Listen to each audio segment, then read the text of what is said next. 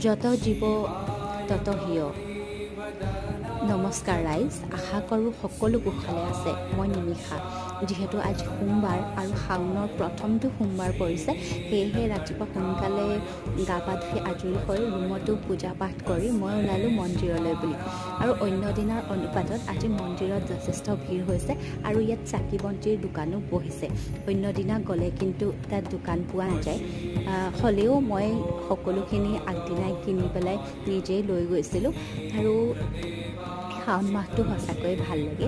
একেবাৰে মন্দিৰবোৰ ভৰপূৰ হৈ থাকে, চাৰিওফালে চাকি, মন্ত্ৰৰ ধ্বনি, ধূপৰ সুগন্ধি, বৰ মনটো পবিত্ৰ লাগে নহয়নে?